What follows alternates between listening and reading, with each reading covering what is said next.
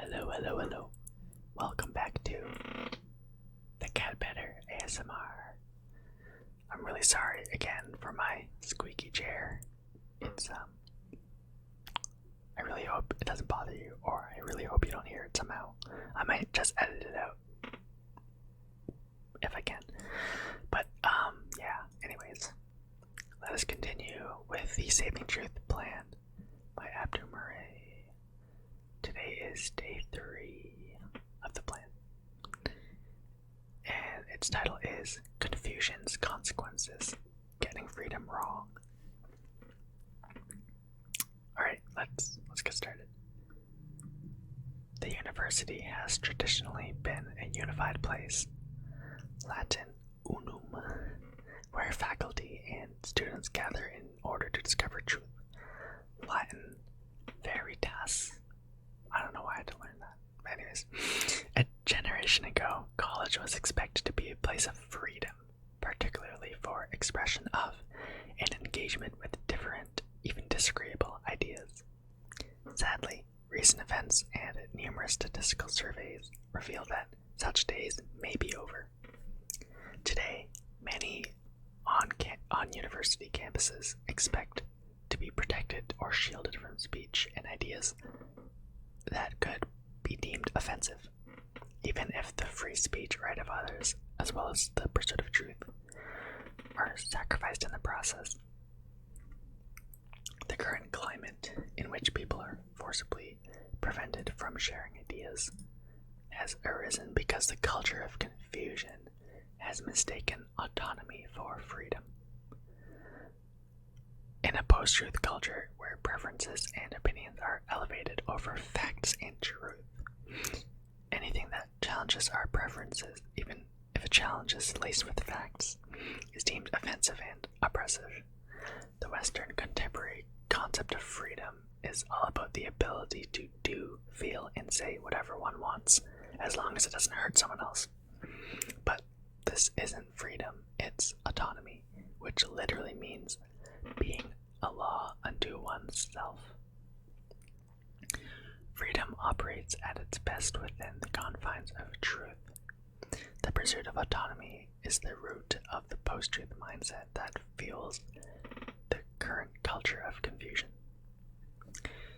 If each of our personal preferences is celebrated without truth as our guide, if we are all laws unto ourselves, confusion is inevitable in at least 3 important ways. First, the culture seems to have lost its ability to reason, to think and act clearly and wisely. When feelings are vaunted over facts in the quest for autonomy, reason dies in the process. If the facts get in the way of unrestrained autonomy, then the facts will have to be ignored and any opposition will be silenced. Second, the culture of confusion has lost its moral accountability. If it's true that man is the measure of all things, as Protagoras proclaimed centuries ago, then we make the rules, not God. If there is no God to help us, then we have to help ourselves. There are atheists who claim that the better angels of our nature will result in us reaching a rough agreement about moral values, but history has shown us that it's only a short leap from secular humanism to self-worship and supreme authority. Moral clarity shows us the objective truth beyond our preferences, and we have to mold our desires and preferences to the truth's boundaries because we don't want to conform. Moral clarity has become the vice of the day and moral confusion the virtue.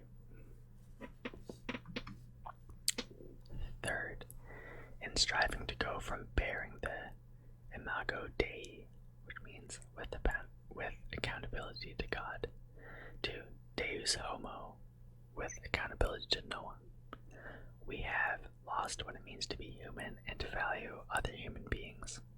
When we become the measure of all things, then we determine which humans are valuable and which ones are not, meaning our sense of objective human value is lost in the process. There is a fundamental difference between limitless individual autonomy and true freedom.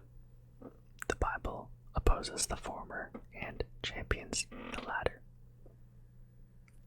James 1:25 and James 2:12. The book of Judges demonstrates this well. Each time the person's thirst for autonomy landed them in trouble, God sent a judge, a person who took his authority from God, to guide the people. But when they rejected God's authority time and again in favor of their personal sovereignty until the resultant chaos became too much. When we jettison truth as our guide, we will end up with autonomy and then chaos, but not freedom. Each one of us, individually in our own hearts, needs to search for the source of freedom, truth. And that brings us to the questions. Number 1 is, what is your definition of freedom? How does it compare with your definition of autonomy? Number 2, do you believe that freedom operates at its best within the confines of truth? Why or why not? Third is, why do reason and morality necessarily decline if one elevates feelings over facts?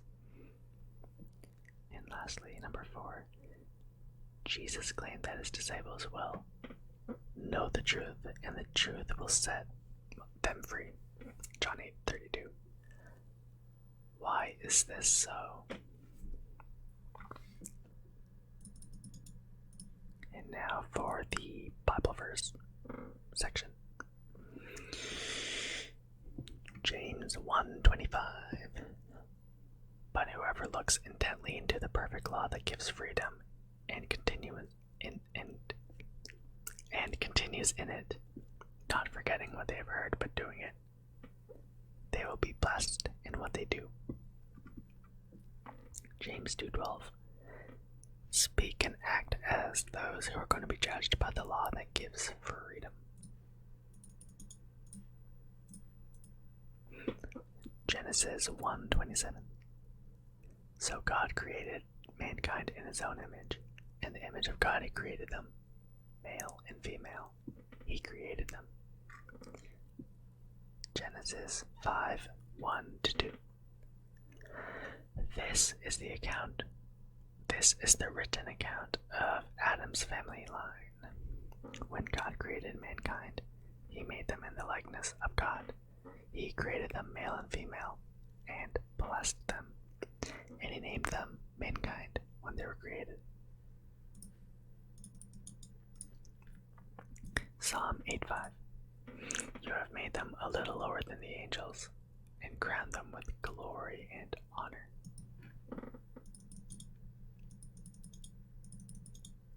Oh gosh, I'm trying to select this verse and search, and I keep missing. Okay, Psalm 139:13-14. For you created my inmost being. You knit me together in my mother's womb. I praise you because I am fearfully and wonderfully made. Your works are wonderful. I know that full well.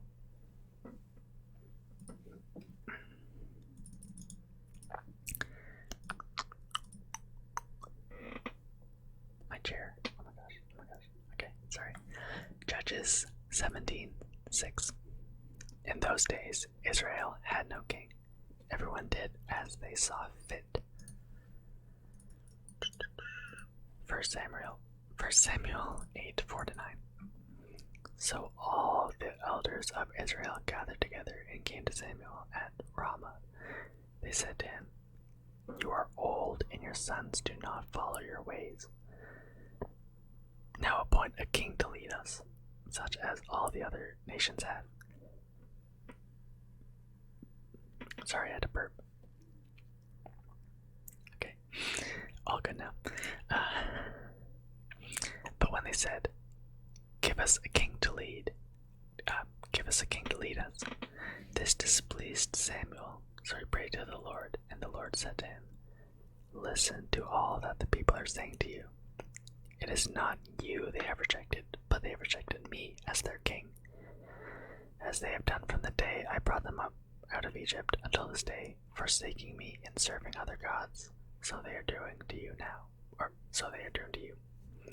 Now listen to them, but warn them solemnly, and let them know what the king who will reign over them will claim as his rights. And lastly, John 8:31-33.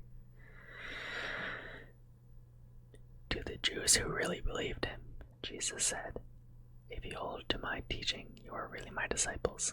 Then you will know the truth, and the truth will set you free." They answered him, "We are Abraham's descendants and have never been slaves of anyone. How can you say that we shall be set free?" And with that concludes day 3 of this devotional. I really hope you enjoyed this video and the plan. Please leave a comment with any of your thoughts down below, and give a like or dislike, and subscribe to my channel for more. Have a good one, and I will see